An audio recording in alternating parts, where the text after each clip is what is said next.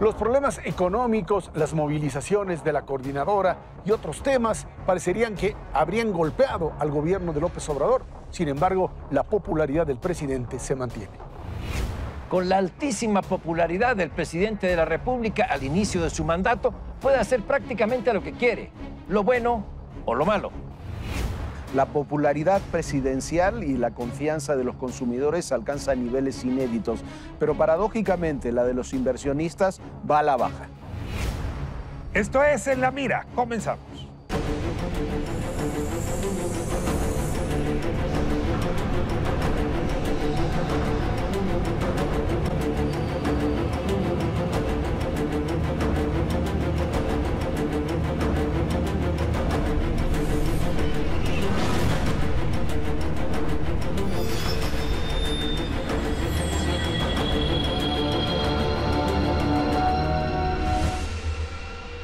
Bueno, pues el presidente Andrés Manuel López Obrador ha crecido en su popularidad en los últimos meses. Uno pensaría que, dado los conflictos con la coordinadora, el tema del desabasto de gasolina, el tema, por supuesto, de la confrontación con distintos actores, tanto políticos como del ámbito económico, números en la economía que son bastante contradictorios y algunos de ellos bastante malos.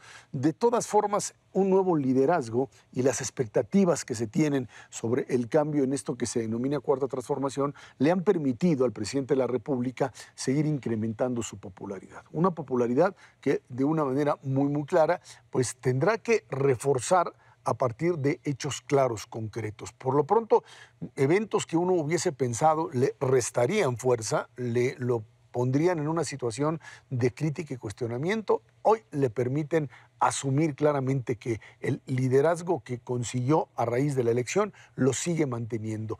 ¿Qué necesita para que esto se sostenga en el mediano y largo plazo? Resultados concretos que tendremos que ver que se produzcan en los próximos meses. Yo sé que el liderazgo en la política y sobre todo para los presidentes es muy volátil.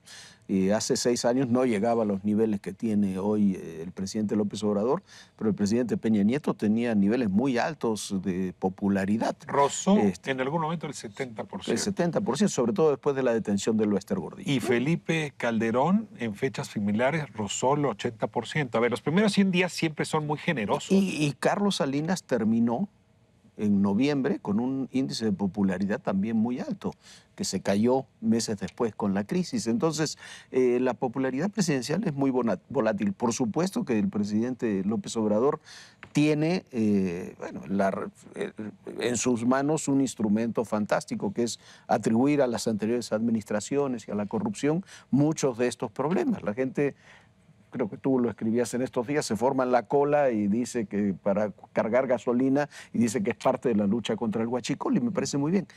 ¿Cuánto durará? ¿Cómo se mantiene esa popularidad? Es lo que habrá que ver con la contracara. Los inversionistas están preocupados por el futuro de la economía del país. Sí, yo creo que hay que reconocerle méritos al presidente para tener esta aceptación, este respaldo popular tan alto.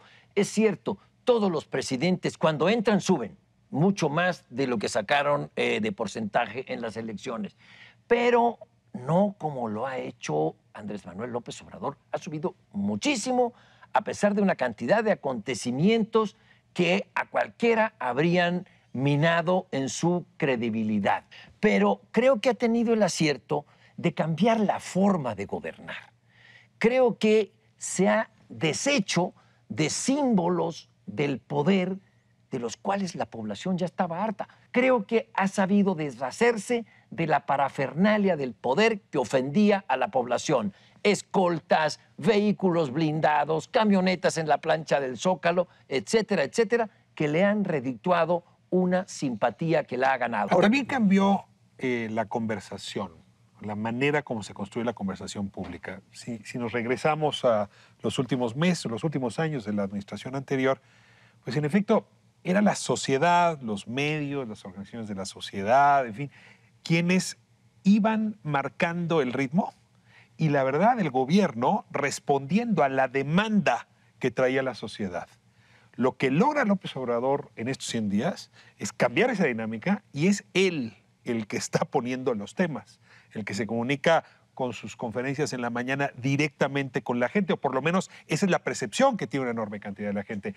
Y el que va diciendo qué se discute, cómo se discute y a qué hora se discute. ¿Qué tiene de extraordinario esto? Pues que en efecto él puede modular el debate e incluso hacer que no se le desborde las críticas, algunas de las que se han puesto aquí y otras que faltan.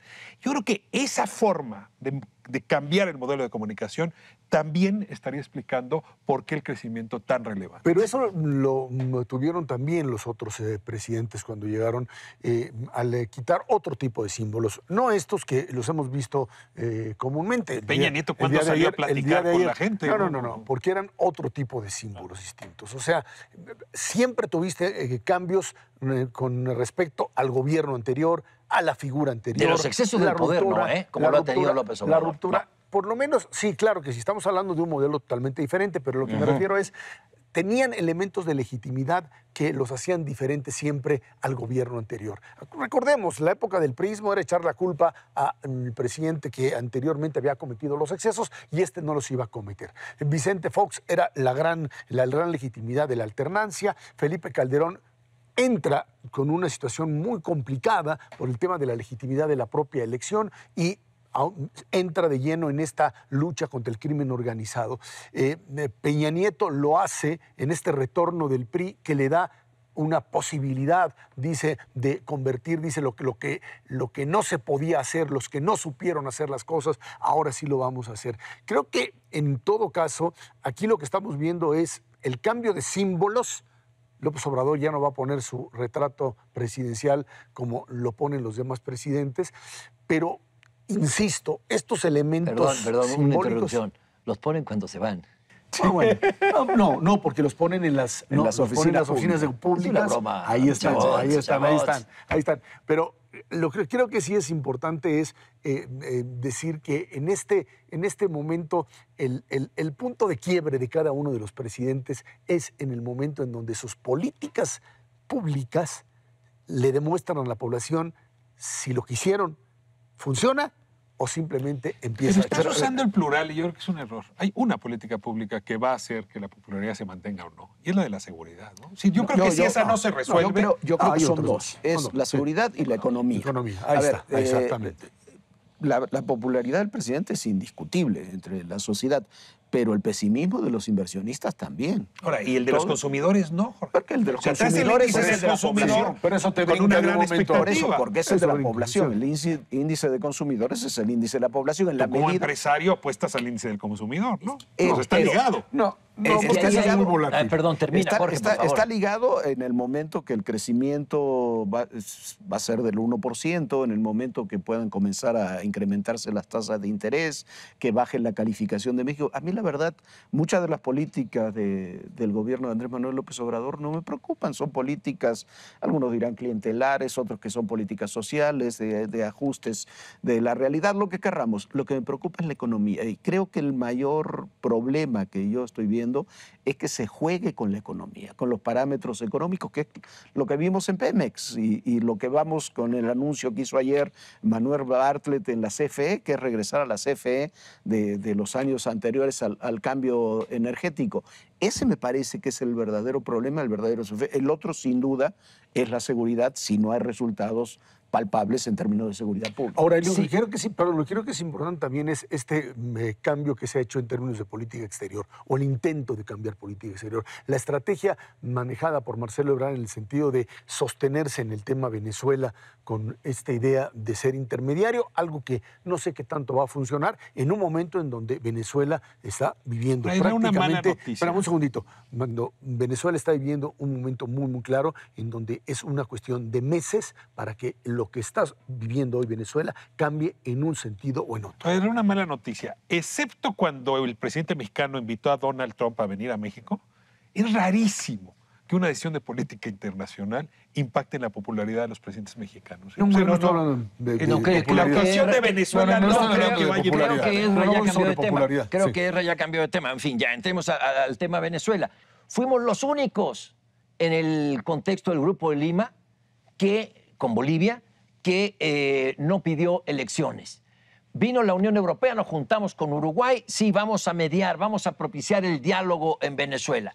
Y dice la Unión Europea, dice Uruguay, sí, pero lo primero para reanudar el diálogo es que haya elecciones libres. Y dice México, en eso no nos metemos. Yo veo un gobierno dividido en este tema. Dice, no está fácil para resolver cómo actuar frente al tema de Venezuela. Porque además la voz de Ebrard ha sido la de, a ver un momentito, no reconozcamos ni estemos alineados con Maduro, sino tratemos de jugar... ¿Cómo no?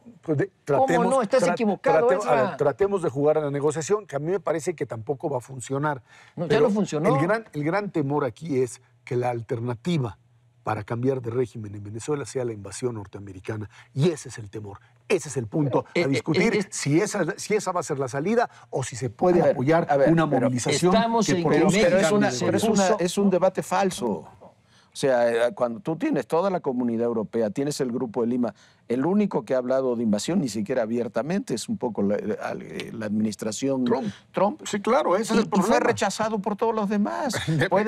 Toda la comunidad europea y todo el Grupo de Lima ha rechazado, y Canadá, bueno, Canadá es parte del Grupo de Lima, han rechazado cualquier posibilidad de intervención militar. Y lo puede hacer México al mismo tiempo que desconoce a Maduro. De la mejor página que ha escrito en su política exterior México ha sido el reconocimiento del FMLN y del gobierno salvadoreño para poder realmente intermediar. Es verdaderamente criminal que el gobierno de Nicolás Maduro ponga trailers en la frontera para impedir la ayuda humanitaria de Estados Unidos, sí, pero también de Canadá, que están están divididos, sí, hay división, pero la voz que manda es la del presidente y la de Ebrard. Porque lo que sí calculó el presidente es que podía tener un franco diálogo con Maduro que ayudara a la negociación, y le salió mal. Porque ya no es interlocutor con nadie. No. Ahora, fue un mal cálculo, porque si le hubiera salido bien, hoy sería pieza central México pero de esa conversación. Ebrard es un tipo culto, preparado, egresado. Pero esa decisión no es del secretario de Relaciones Exteriores. Pero tienes dos opciones. Y el presidente tú tienes escrúpulos, no puedes permitir que Maduro siga ahí después de esa pantomima de elección. Sí, está bien, nada más que tu jugada, muchas gracias, pero tu jugada tiene que ser una jugada que sea lo más pragmática posible y que te sirva. Montarse solamente en el carrito de vamos a condenar a Maduro, ¿te sirve finalmente para encontrar una salida política? Yo no estoy tan seguro que eso sea lo único. Pero mucho menos salida tiene defender a Maduro. Es la que menos salida para varias sesiones más de conversación. Les propongo que sea la próxima semana, si quieren, porque hay materia. Muchas gracias. Gracias a usted por habernos acompañado. Esto es El Navegador.